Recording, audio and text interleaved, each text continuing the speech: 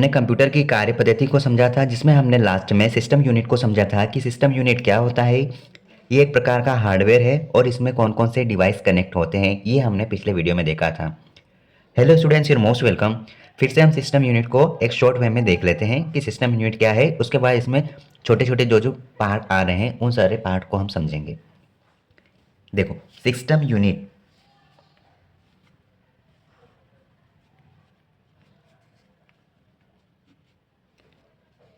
System unit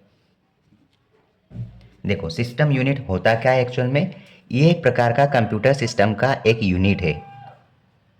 unit of computer system, unit of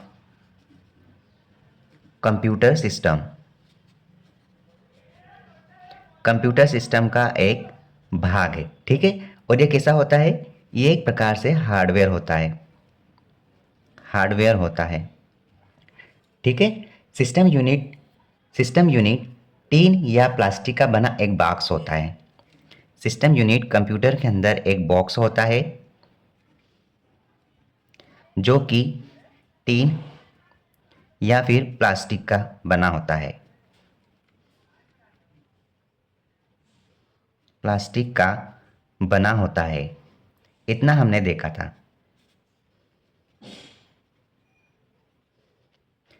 इसमें एक electronic component का group होता है, मतलब जिसमें इलेक्ट्रॉनिक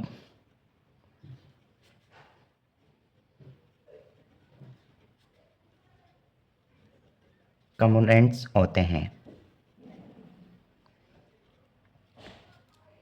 इसमें इनपुट और आउटपुट डिवाइस के अतिरिक्त कंप्यूटर के जितने भी हार्डवेयर सिस्टम है वो सब इस यूनिट से बने होते हैं, कनेक्ट होते हैं, इसमें उपस्थित होते हैं, इसमें स्थित होते हैं।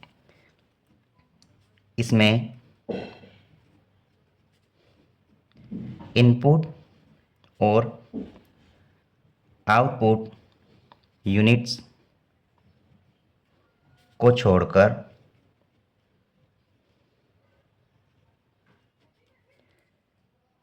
सभी हार्डवेयर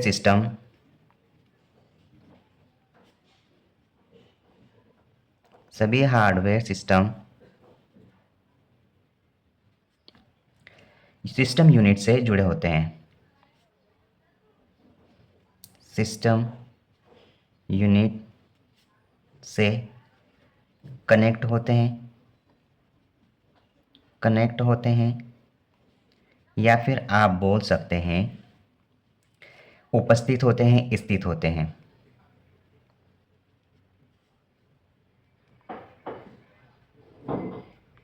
ठीक है। ये चीज़ है सिस्टम यूनिट। अब देखो, सिस्टम यूनिट में मेन रूप से power supply unit, system unit में मेनली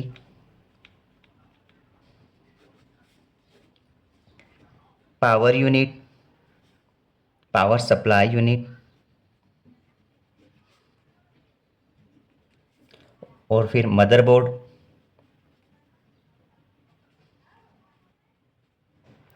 फिर बोल सकते हैं सेंट्रल प्रोसेसिंग यूनिट, मतलब कि सीपीयू, माइक्रो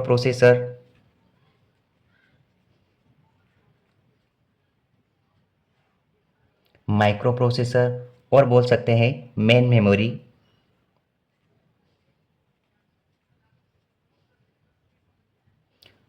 और कई पोर्ट होते हैं।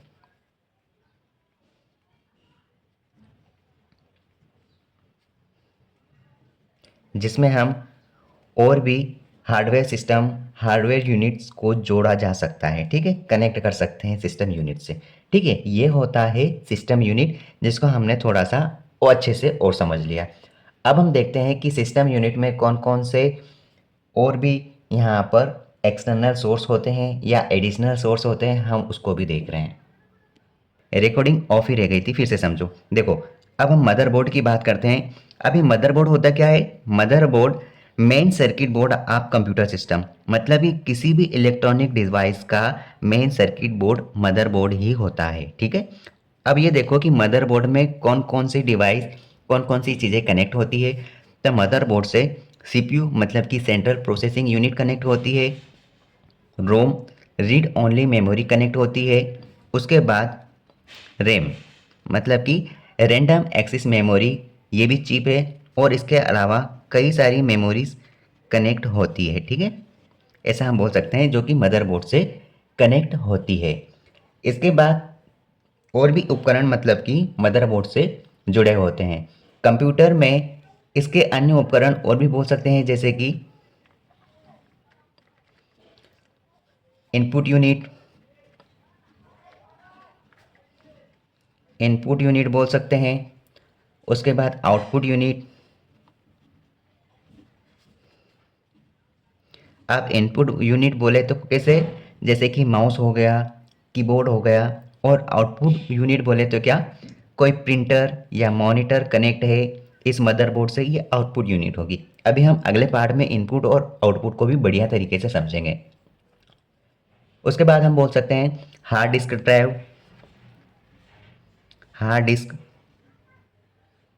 ड्राइव,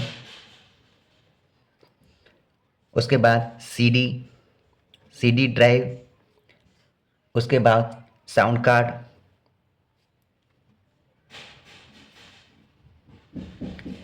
कार्ड, बोल सकते हैं, और वीडियो कार्ड।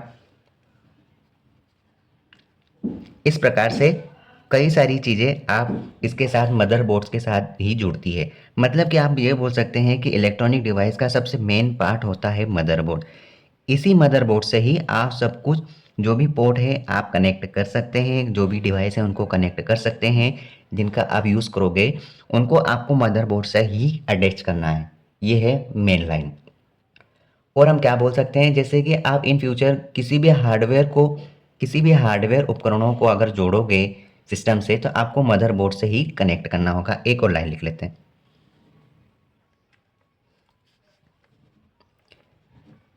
किसी भी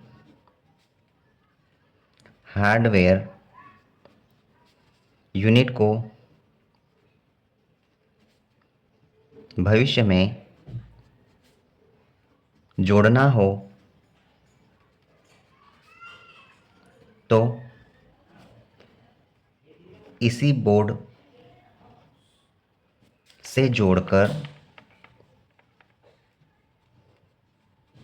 कनेक्ट करना होगा, कनेक्ट करके यूज़ किया जाता है। ये आप कह सकते हैं, बोल सकते हैं। ठीक है, आई होप आपको मदरबोर्ड का यूज़ करना आ गया होगा। और इस मदरबोर्ड में एक्सपेंशन स्लॉट्स भी होते हैं जिसमें आप इन फ्यूचर जोड़ सकते हैं। और ये किस में जुड़ेगा, एक्सपेंशन स्लॉट में। SI एक्सपेंशन स्लॉट्स अवेलेबल होते हैं।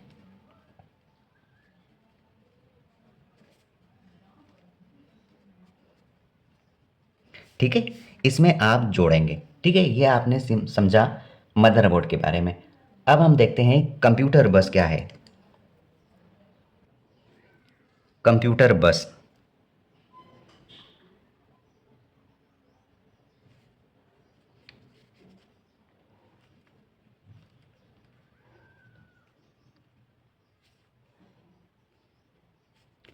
इसको देखते हैं कि कंप्यूटर बस क्या होता है।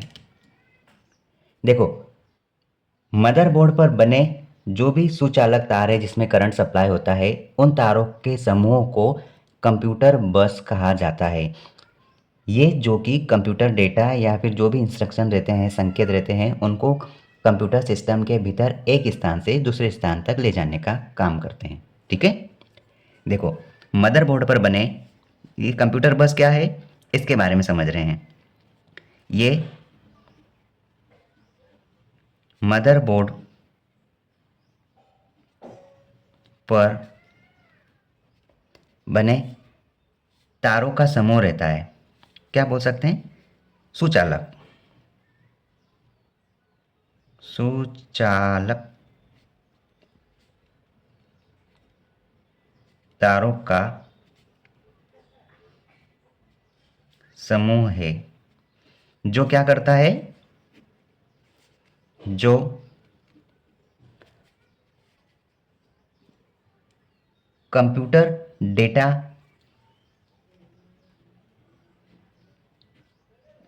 जो कंप्यूटर डेटा मतलब कि कंप्यूटर डेटा इंस्ट्रक्शंस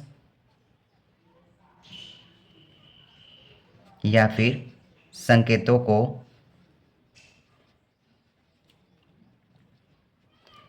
एक स्थान से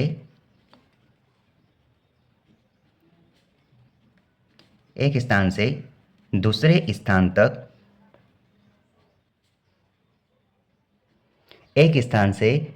स्थान तक ले जाता है।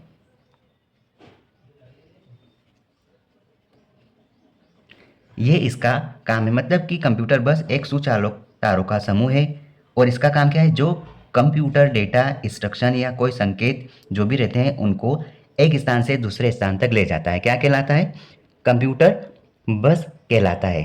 ठीक है, जैसे कि सीपीयू तथा कंप्यूटर के अन्य हार्डवेयर और पेरिफेरल डिवाइस के बीच में जो इंस्ट्रक्शन सूचनाओं का जो आदान प्रदान होता है वो बस के माध्यम से ही होता है। मतलब कि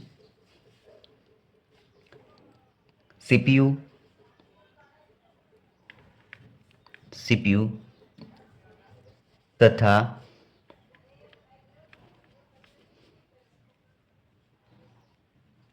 कंप्यूटर सिस्टम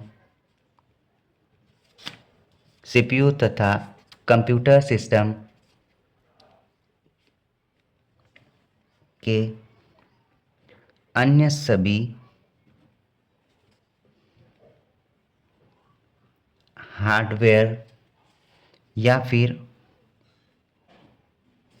पेरिफेरल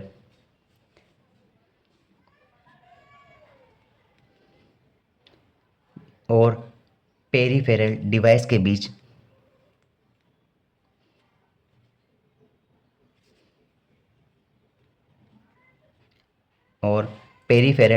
बीच इंस्ट्रक्शन मतलब कि निर्देशों या फिर आप बोल सकते हैं सूचनाओं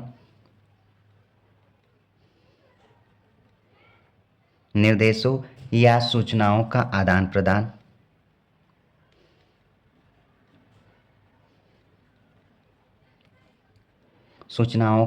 प्रदान बस के माध्यम से होता है।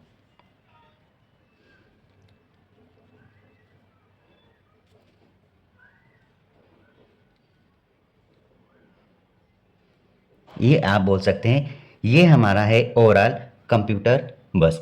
ठीक है, अब हम कुछ और पॉइंट देख रहे हैं जिसमें इंटरनल बस सिस्टम और एक्सटर्नल बस, इन दोनों का तरीका समझ लेते हैं। देखिए, कंप्यूटर बस में भी दो तरह की बस होती है।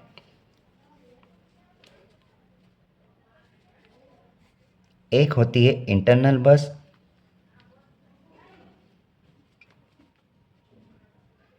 और दूसरी होती है एक्सटर्नल बस। ये किसके टाइप हो गए, ये कंप्यूटर बस के दो टाइप हैं। ठीक है, अब हम इसमें इंटरनल बस को समझते हैं।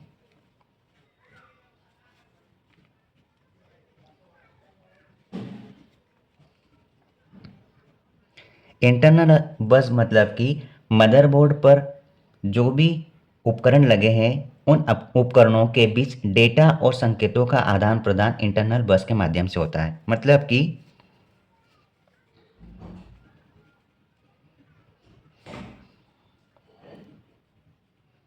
मदरबोर्ड पर लगे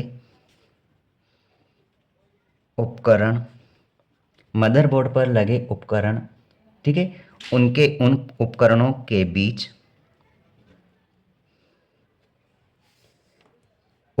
बीच डेटा या इंस्ट्रक्शन या संकेत भी बोल सकते हैं, इनका आदान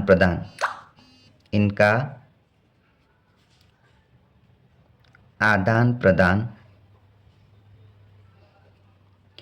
इनका आदान प्रदान इंटरनल बस द्वारा होता है। इंटरनल बस के द्वारा होता है। मतलब कि आपने नॉर्मली जो भी सीखा कंप्यूटर बस का जो काम है वो इंटरनल बस के द्वारा होता है, बस इतना ही है, इससे ज़्यादा कुछ नहीं है। ठीक है।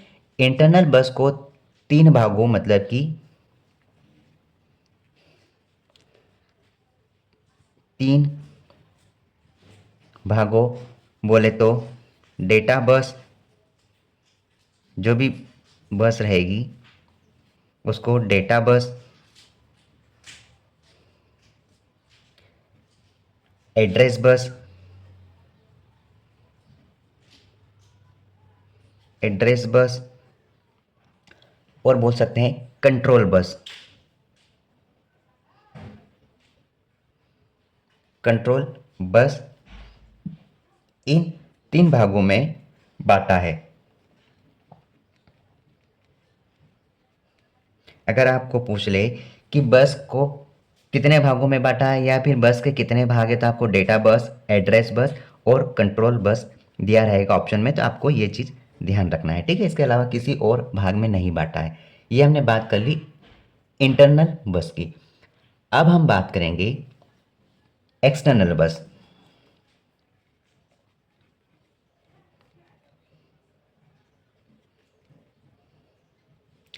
एक्सटर्नल बस क्या होता है इसको समझो। देखो, एक्सटर्नल बस मतलब कि मदरबोर्ड पर लगे उपकरणों के बीच जो डेटा है उसको हम किस प्रकार से यूज़ करेंगे एक्सटर्नल बस के माध्यम से, वो हमको समझना है।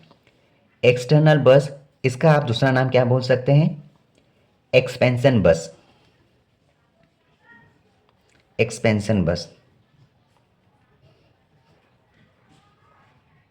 ये भी आप बोल सकते हैं। एक्सटर्नल या फिर एक्सपेंशन बस पेरिफेरल डिवाइस जैसे कि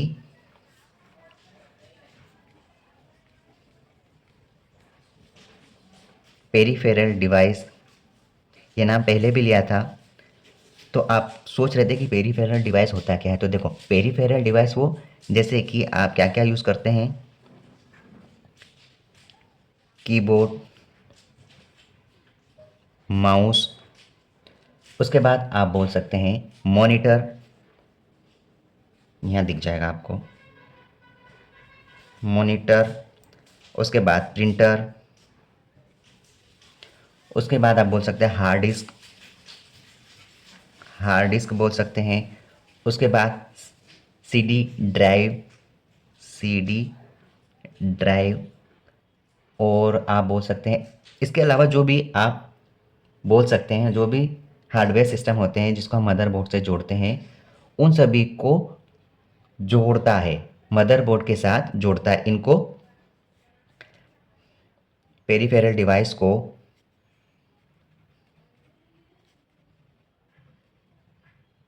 मदरबोर्ड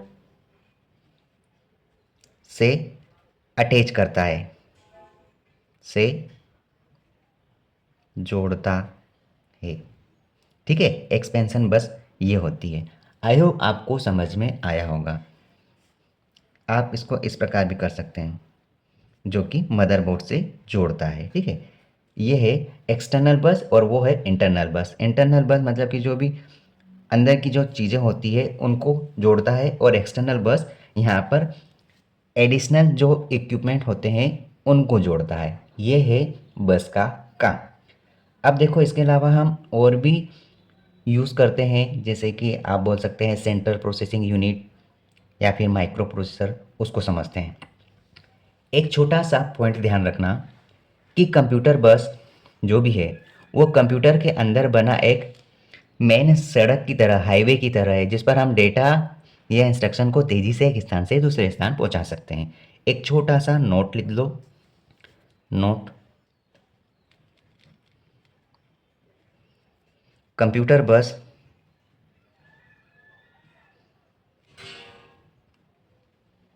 कंप्यूटर बस कंप्यूटर के अंदर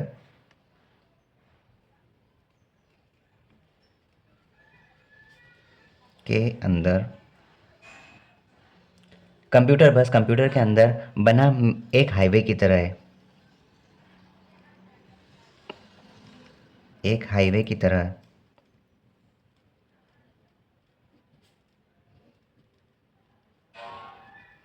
एक हाईवे की तरह है, ठीक है, जो क्या करता है, जो डेटा या फिर आप बोल सकते हैं इंस्ट्रक्शन, निर्देश, इस इंस्ट्रक्शंस तेजी से एक स्थान से एक स्थान से दूसरे स्थान एक स्थान से दूसरे स्थान तक कंप्यूटर के अंदर बना एक हाईवे की तरह है, जो डेटा या इंस्ट्रक्शन तेजी से एक स्थान से दूसरे स्थान तक पहुंचाता है।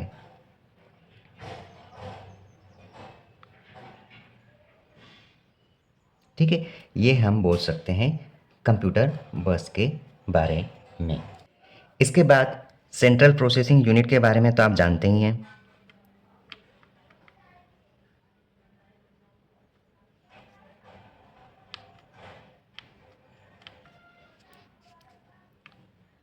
सीपीयू या फिर micro processor,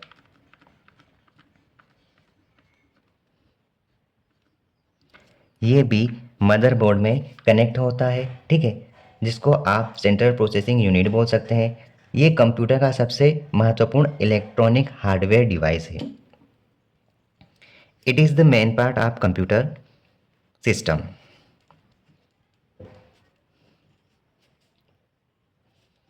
it is the biggest या फिर main part of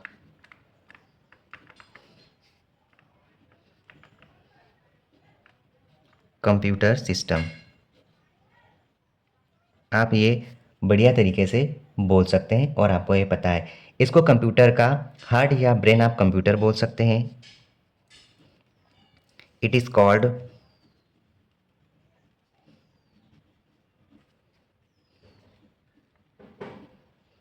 it is called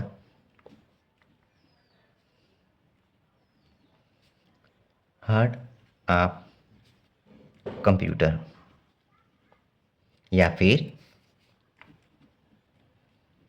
brain of computer बोला जा सकता है। ठीक है, ये कंप्यूटर का हृदय या मस्तिष्क भी कहा जाता है। ये कंप्यूटर के सभी कार्यों को कंट्रोल करता है, उनको निर्देश देने का काम या फिर उनको कोऑर्डिनेट करने का काम करता है। यह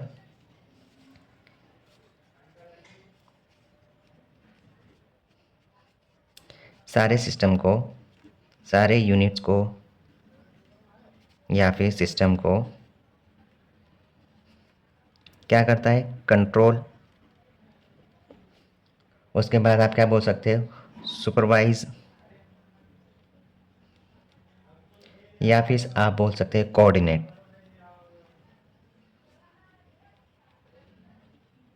करने का काम करता है। ये जो सीपीयू है, सीपीयू डेटा को मतलब कि निर्देश के अनुसार प्रोसेस कर उस डेटा को एक व्यवस्थित रूप मतलब कि अर्थपूर्ण सूचना में बदलता है, इनपुट का आउटपुट में रूपांतरण करता है। ये क्या करता है, किसी भी डेटा को, डेटा आप शायद जानते हैं, हमने पहली यूनिट में पढ़ लिया कि डेटा उसे कहा जाता है जो एक अवांछित होता है, उसको आप व्यवस्थित करके इंफॉर्मेशन में कन्वर्ट करते हैं। इंफॉर्मेशन में कन्वर्ट करते हैं मतलब कि आप क्या करते हैं, इनपुट को आउटपुट में बदल कर उसे सूचना प्रोवाइड करते हैं। ठीक है, ये काम होता है सीपीयू का। आई होप आपको और अच्छे से क्लियर हो गया होगा। अब हम थोड़ा सा आगे और समझ लेते हैं। वैसे तो हमने पहली यूनिट में देख लिया था, लेकिन थोड़ा सा और देख लेते हैं। ये एक प्रकार का हार्डवेयर डिवाइस है, सीपीयू हार्डवेयर डिवाइस है। ये सीपीयू एक प्रकार से हार्डवेयर डिवाइस है। सीपीयू वास्तव में एक इंटीग्रेटेड सर्किट चिप है। मतलब ये क्या है, एक प्रकार की एक प्रकार से एक आईसी चिप होता है, मतलब कि इंटीग्रेटेड सर्किट, इंटीग्रेटेड सर्किट होता है। ठीक है, ये एक इंटीग्रेटेड सर्किट होता है जिसको आप क्या बोल सकते हैं, माइक्रो प्रोसेसर। इसको आप माइक्रो प्रोसेसर भी बोल सकते हैं। ये किसी एक माइक्रो प्रोसेसर में करोड़ों इलेक्ट्रॉनिक उपकरण बने होते हैं। कितने होते हैं इसके अंदर? इसके अंदर करोड़ों इलेक्ट्रॉनिक उपकरण बने होते हैं, ये आप बोल सकते हैं। ठीक है, एक माइक्रो प्रोसेसर के अंदर होता है। ये प्रोसेसर कंप्यूटर के मदरबोर्ड पर लगाया जाता है। और ये कहाँ लगा होता है?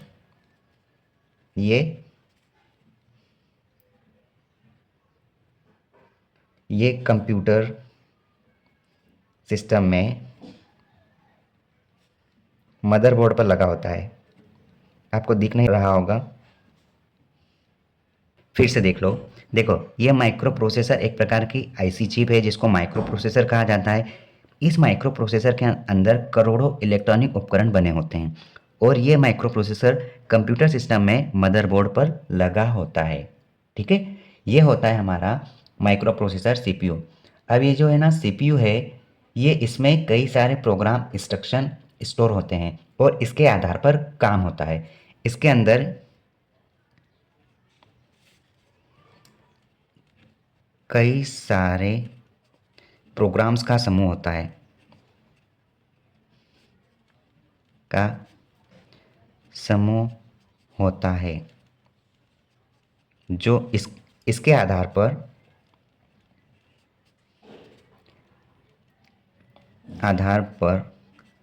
कंप्यूटर सिस्टम काम करता है। कंप्यूटर सिस्टम वर्क करता है। ठीक है, इसके आधार पर कंप्यूटर सिस्टम वर्क करता है। ठीक है, ये प्रोसेसिंग से पहले जो डेटा या इंस्ट्रक्शन को सीपीयू में बने रजिस्टर में अस्थायी तौर पर स्टोर करता है और उसके बाद इसका प्रोसेस होता है। हालांकि हमने इसको बहुत अच्छे तरीके से, बेहतरीन तरीके से हमने यूनिट 1 में कंप्लीट किया। तो आपने अगर पिछले वीडियो नहीं देखे, आपने अगर शुरू से नहीं देखा, तो आपको थोड़ा थोड़ा डाउट रह सकता है, इसलिए आप शुरू से इस प्लेलिस्ट को देखो। आपका ऐसा कोई क्वेश्चन नहीं रहेगा, कोई भी डाउट नहीं रहेगा जो इस नोट्स में नहीं लिखा हो। ठीक है, अगर आपको ये नोट्स बनाने का समय है तो आप फटाफट इन नोट्स को अपने नोटबुक में नोट कर लो। अगर आपके पास इतना समय नहीं है या फिर आप अपना समय सेव करना चाहते हैं, तो आपको यहाँ पर स्क्रीन में जो नंबर दिया है उस नंबर पर कांटेक्ट कर कर आप ये नोट्स परचेस कर सकते हैं। ये बहुत ही कम प्राइस में आपको मैं प्रोवाइड कर दूंगा, आपको ज़्यादा समय नहीं लगेगा और मैं सेपरेट यूनिट्स के सेपरेट वीडियो के तौर पर आपको पीडीएफ प्रोवाइड करूंगा हर यूनिट की। ठीक है, जिससे आपका कई सारा समय बचेगा। अभी कई सारी एग्ज़ाम्स हो रही है, ग्रुप 4 की हर स्टेट में एग्ज़ाम, हाई कोर्ट की हो रही है, केवीएस की हो रही है, ईएमआरएस की हो रही है। जो यूजीसी नेट प्रोफेसर की तैयारी कर रहे हैं कंप्यूटर से, वो पढ़ सकते हैं। जिनका बीएससी एमएससी चल रहा है वो बच्चे पढ़ सकते हैं। जो पीजीडीसीए डीसीए ऐसे इस प्रकार के डिप्लोमा कर रहे हैं, आईटीआई कोपा कर रहे हैं, पॉलिटेक्निक से कर रहे हैं, चाहे जैसे आप सीपीसीटी एग्ज़ाम भी कवर कर रहे हैं, तो इस नोट्स से बाहर कोई भी चीज़ नहीं जाएगी।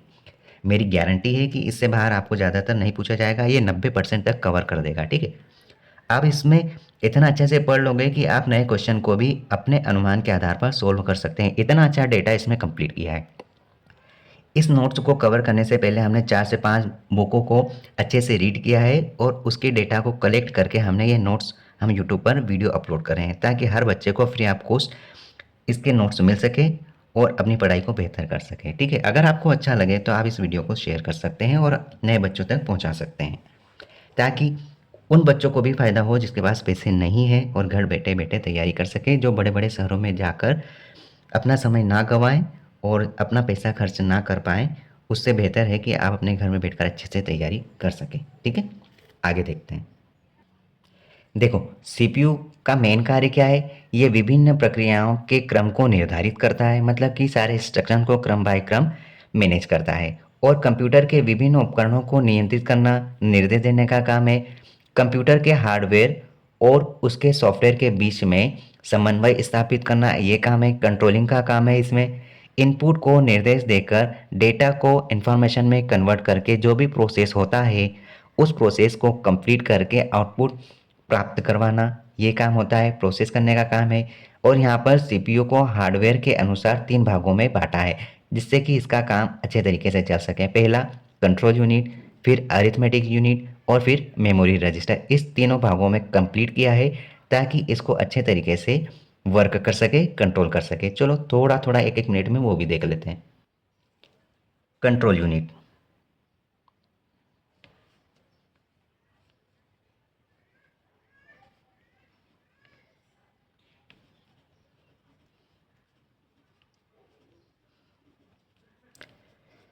कंट्रोल यूनिट क्या होती है? देखो, कंट्रोल यूनिट कंट्रोल करने का काम करती है। कंट्रोल यूनिट सीपीयू का कंट्रोल यूनिट कंप्यूटर के सभी कार्यों का नियंत्रण करना है। कंप्यूटर के सभी कार्यों पर नियंत्रण नियंत्रण नियंत्रण कर लो, नियंत्रण करना, ये काम है कंट्रोल यूनिट का। ठीक है। कंट्रोल यूनिट सॉफ्टवेयर और हार्डवेयर के बीच में जो समन्वय होता है उसको स्थापित करना, ये क्या करता है? सॉफ्टवेयर और हार्डवेयर के बीच में समन्वय मतलब कंट्रोलिंग का काम करता है control unit. Control unit CPU द्वारा जो भी काम होते हैं, स्टार्ट होते हैं, संपन्न होते हैं, उन कार्यों की सूची है, जिसे इंस्ट्रक्शन सेट कहते हैं। कंट्रोल यूनिट में कंप्यूटर द्वारा संपन्न की जा सकने वाले कार्यों की सूची होती है। इसमें सीपीयू द्वारा कंप्लीट एग्जीक्यूट संपन्न किए गए कार्यों की सूची होती है। क्योंकि इसको बताना पड़ेगा ना पहले कि आप क्या कर रहे हैं, क्या नहीं कर रहे हैं, तभी ये उस हिसाब से कंट्रोल करेगा। इसलिए इसके अंदर सीपीयू द्वारा जो भी काम होते हैं उसकी सूची कंट्रोल यूनिट को देनी होती है। मतलब कि तभी ये डिपार्टमेंट में कंट्रोलिंग का वर्क कर सकेगा। पता चले आपको डाटा सेंड करना है और उसने वहीं पे रोक लगा दी कि आप नहीं जा सकते, ऐसा मतलब कि इसको पहले बताना होता है कि भैया ये डेटा यहाँ से यहाँ जाएगा, तो आप उसको मैनेज करके रखना, कहीं और ना भग जाए। तो ये मैनेज करने का काम करता है, कंट्रोल करने का काम करता है, बस यही काम है। और जो सूची होती है, इस सूची को क्या बोलेंगे? Instruction set. इंस्ट्रक्शन सेट, ये सूची इसको दी जाती है, उस हिसाब से ये कंट्रोलिंग का काम करता है। ठीक है। अब हम और क्या बोल सकते हैं? कंट्रोल यूनिट को कंप्यूटर का नाड़ी तंत्र बोलते हैं। इसको क्या बोलेंगे? कंट्रोल यूनिट को नाड़ी तंत्र भी बोला जाता है। ठीक है। नाड़ी तंत्र मतलब किसका नाड़ी तंत्र? कंप्यूटर यूनिट को कंट्रोल यूनिट को कंप्यूटर का कंप्यूटर का नाड़ी तंत्र बोला जाता है। ठीक है। बोले तो नर्वस सिस्टम कहा जाता है। ठीक है। ये है अपना कंट्रोल यूनिट। अब कंट्रोल यूनिट के क्या क्या काम होते हैं आप थोड़ा समझो। ये क्या करता है? इनपुट और आउटपुट डिवाइस या फिर कोई भी अन्य हार्डवेयर होता है उसको कंट्रोल करने का काम। उसके बाद अरिथमेटिक लॉजिक यूनिट के कामों को कंट्रोल करने का काम। उसके बाद मेन मेमोरी से डेटा को लाना और उसको तात्कालिक रूप से स्टोर करने का काम इसका है। और जो भी निर्देश होते हैं उनको पढ़ना और उनके कार्यों को आदेश देना, जहाँ भी उनको वर्क करना है उनको आदेश देना। उसके बाद हार्डवेयर और सॉफ्टवेयर के बीच समन्वय स्थापित करना। ये मतलब कि नॉर्मल काम है जो आप भी अनुमान लगा के बोल सकते हैं, ओवरऑल इसको कंट्रोल ही करना है, इसलिए इसको कंट्रोलिंग यूनिट कहा जाता है। ठीक है। इसके बाद आप देखोगे कि अरिथमेटिक लॉजिक यूनिट,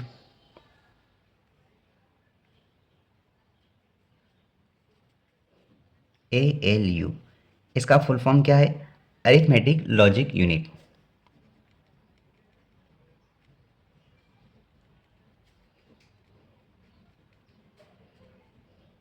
इसके बारे में भी हमने बहुत अच्छे तरीके से यूनिट 1 में कंप्लीट किया। देखो, अरिथमेटिक लॉजिक यूनिट क्या है? अरिथमेटिक लॉजिक यूनिट सीपीयू का एक ऐसा भाग है जो डेटा प्रोसेस का वास्तविक काम किया जाता है। जैसे कि आप बोल सकते हैं इंस्ट्रक्शन के अनुसार मैथमेटिकल ऑपरेशन या लॉजिकल ऑपरेशन किया जाता है। क्या बोल सकते हैं? मैथमेटिकल ऑपरेशन या फिर लॉजिकल ऑपरेशन होते हैं। किसके द्वारा? ALU arithmetic and logic unit के आधार पर, मतलब तार्किक कार्य होते हैं इसमें। अब एएलयू को दो भागों में बांटा है, जैसे कि आप बोल सकते हैं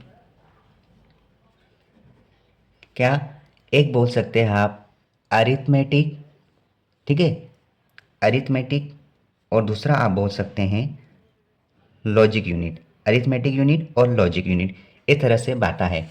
आप देखो, अरिथमेटिक अंक की गणनाएं जैसे कि जोड़ घटाव गुणा भाग इसमें होता है, अरिथमेटिक में होता है। थोड़ा सा इसको सही करते हैं तो आप और अच्छे से समझोगे। जैसे देखो, अरिथमेटिक में जोड़ घटाव गुणा भाग इस तरह के जो भी मैथमेटिकल प्रोसेस होते हैं उनका काम होता है, ठीक है। और दूसरी तरफ लॉजिकल यूनिट में क्या होगा? डेटा पर लॉजिकल ऑपरेशन लगते हैं, जैसे कि बड़ा, छोटा, बराबर, ये चीज़, जैसे कि ये वाले चिन्ह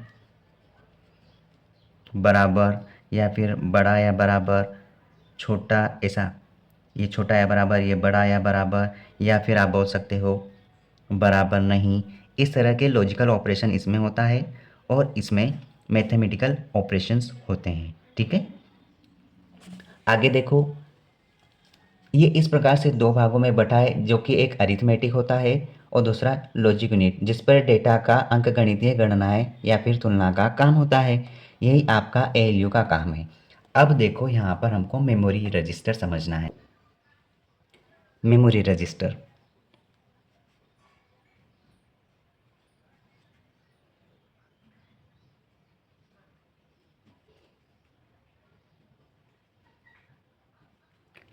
मेमोरी रजिस्टर क्या होता है इसको समझो। देखो, यह हाई स्पीड वाला एक इलेक्ट्रॉनिक चिप मेमोरी है।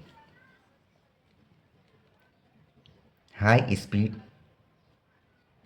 का मेमोरी चिप होता है, ठीक है। मेमोरी रजिस्टर एक हाई स्पीड का मेमोरी चिप रजिस्टर होता है और ये सीपीयू का ही एक भाग होता है, पार्ट ऑफ सीपीयू। सीपीयू का एक भाग होता है, ठीक है। इसको हम सीपीयू का वर्किंग मेमोरी बोल सकते हैं। वर्किंग मेमोरी आपको नहीं दिख रहा होगा, working memory of CPU, CPU की काम करने वाली मेमोरी इसको कहा जाता है, ठीक है। और ये सीपीयू प्रेजेंट टाइम में उपयोग कर रहे डेटा, प्रोग्राम या इंस्ट्रक्शन को, परिणामों को रजिस्टर में ही स्टोर करने का काम करता है। सीपीयू क्या करता है? सीपीयू वर्तमान में उपयोग कर रहे डेटा, प्रोग्राम या इंस्ट्रक्शन,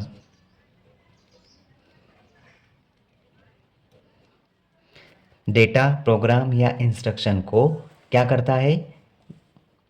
सेव करना या स्टोर करना, या फिर आप बोल सकते हैं अंतरिम परिणाम।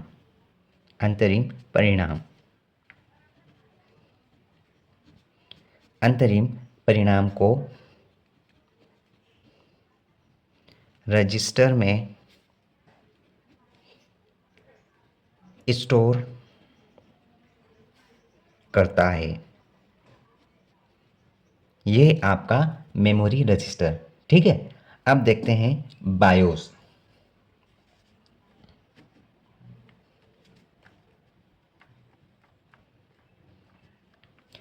बायोस का पहले तो फुल फॉर्म समझो। Basic input output system. Basic input output system एक सॉफ्टवेयर प्रोग्राम है।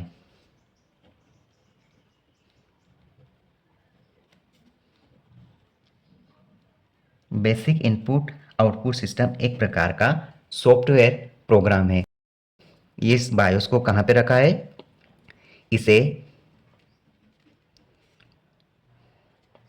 इसे मदरबोर्ड निर्माता कंपनी के द्वारा कौन सी कंपनी? मदरबोर्ड। मदरबोर्ड कंपनी द्वारा जो स्थायी मेमोरी है, परमानेंट मेमोरी,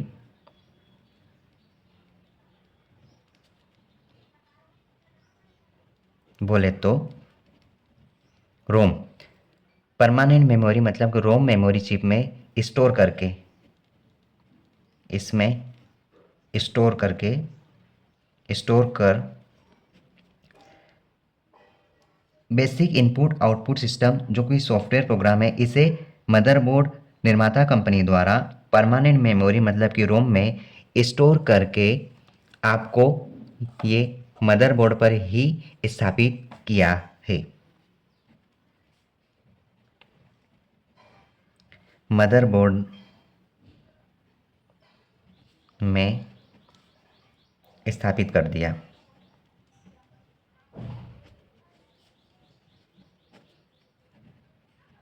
मतलब परमानेंट रूप से इसको चिपका दिया। कहाँ चिपकाया? मदरबोर्ड में। मदरबोर्ड में भी किसमें? मैं आपको शॉर्टकट में लिख देता हूँ। इसको कहाँ चिपकाया है? मदरबोर्ड में चिपकाया है। मदरबोर्ड में भी किसमें? रोम के अंदर फिट करके।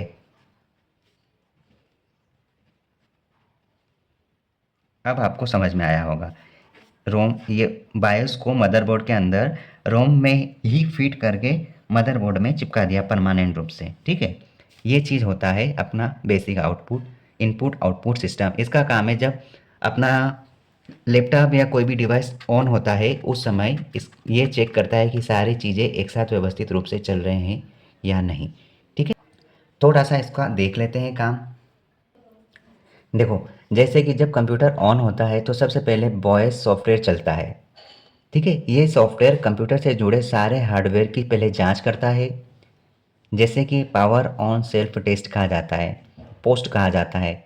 ये जो बेसिक इनपुट आउटपुट सिस्टम है, इसमें जो भी स्थित है बूट स्ट्रैप लोडर, वो ऑपरेटिंग सिस्टम सॉफ्टवेयर की जांच करके इसको मेन मेमोरी में डालने का आदेश देगा। फिर क्या करेगा? कंप्यूटर ऑन होते समय जो भी डिलीट बटन दबाते हैं उस पर बायोस सेटअप खुलता है, जहाँ पर हम दिए गए सारे विकल्प के अनुसार बायोस में परिवर्तित कर सकते हैं। ठीक है, ये छोटा सा काम है, हालांकि हमने इसको पहली यूनिट में कंप्लीट कर लिया था। देखो, जैसे कंप्यूटर ऑन होता है तो सबसे पहले बायोस स्टार्ट होता है, ये सॉफ्टवेयर चलता है और ये सॉफ्टवेयर कंप्यूटर से जुड़े सारे हार्डवेयर की जांच करता है, जिसको अपन पावर ऑन सेल्फ टेस्ट कहते हैं। बायोस में स्थित जो भी बूट स्ट्रैप लोडर है, ये प्रोग्राम ऑपरेटिंग सिस्टम सॉफ्टवेयर की जांच करता है और उसको मेन मेमोरी तक पहुंचाता है और फिर पूरी तरह से डिवाइस ओपन होता है। ठीक है, ये होता है। अब एक लास्ट पॉइंट देख लेते हैं, आउटपुट डिवाइस।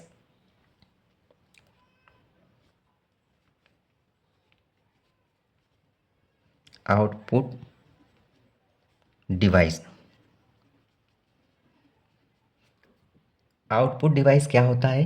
देखो, आउटपुट डिवाइस कंप्यूटर द्वारा प्रोसेसिंग के बाद प्राप्त मतलब कि अंतिम परिणामों को उपयोगकर्ता तक पहुंचाने के लिए प्रयुक्त तो एक युक्ति है। मतलब कि ये डिवाइस परिणामों परिणामों को परिणामों को उपयोगकर्ता तक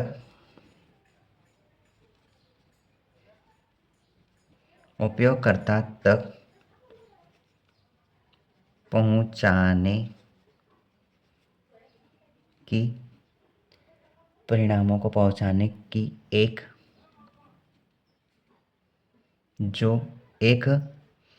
क्या बोल सकते हैं, परिणामों को उपयोगकर्ता तक पहुंचाने के लिए प्रयुक्त एक युक्ति है।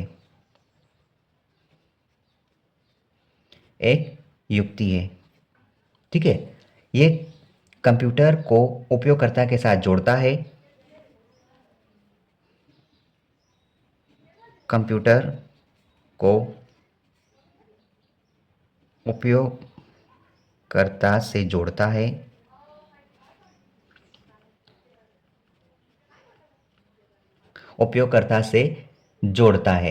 ठीक है। उसके बाद आप बोल सकते हैं कि प्रोसेसर द्वारा प्राप्त जो भी परिणाम है उसको उपयोगकर्ता को समझाने या फिर समझने योग्य स्वरूप को प्रदर्शित करता है। मतलब कि प्रोसेसर से प्राप्त जो भी परिणाम है उन परिणामों को बाइनरी संकेत में देता है पहले तो, और उन्हें आउटपुट इंटरफेस के द्वारा सामान्य संकेतों में परिवर्तित। मतलब कि आउटपुट डिवाइस क्या करता है, प्रोसेसर से प्राप्त रिजल्ट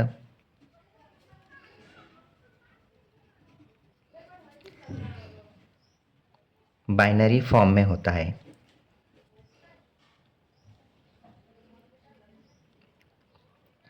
ठीक है, उसे उपयोगकर्ता के अनुसार सामान्य संकेतों में कन्वर्ट करके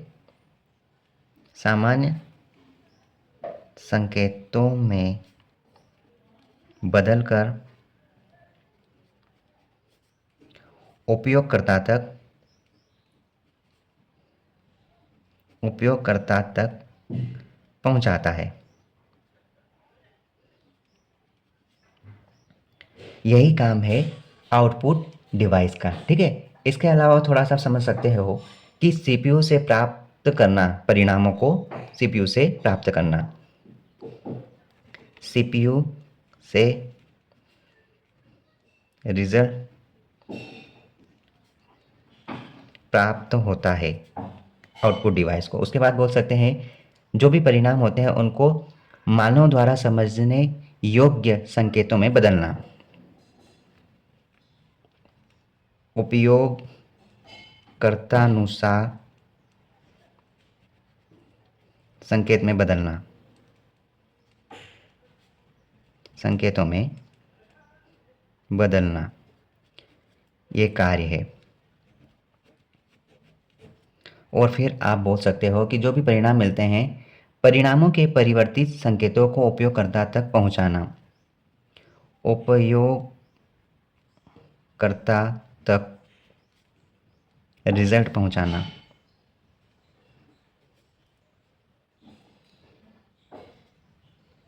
ये काम होता है अपना आउटपुट डिवाइस का। ठीक है, अब आउटपुट डिवाइस के कुछ उदाहरण एग्जाम्पल आप जैसे ले सकते हैं, मॉनिटर आउटपुट डिवाइस है।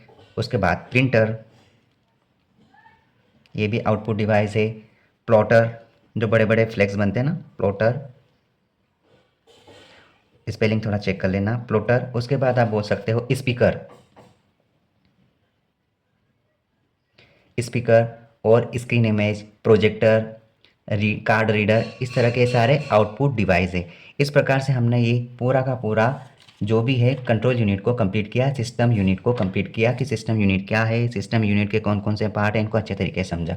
अब अपन देखेंगे अगले वीडियो में छोटा सा चैप्टर है इस यूनिट का कि सीपीयू को प्रभावित करने वाले कौन कौन से कारक है, बस उनको समझ लेंगे, अपना ये यूनिट अगले वीडियो में कंप्लीट हो रहा है। इस प्रकार अपनी 4 यूनिट कंप्लीट हो गई अच्छे तरीके से। ठीक है, इसके बाहर कुछ नहीं आएगा। जैसे 5 यूनिट कंप्लीट होगी अपना एमसीक्यूज़ रेडी हो रहे हैं, एमसीक्यूज़ अपन चालू करेंगे। ठीक है, ऑल द बेस्ट।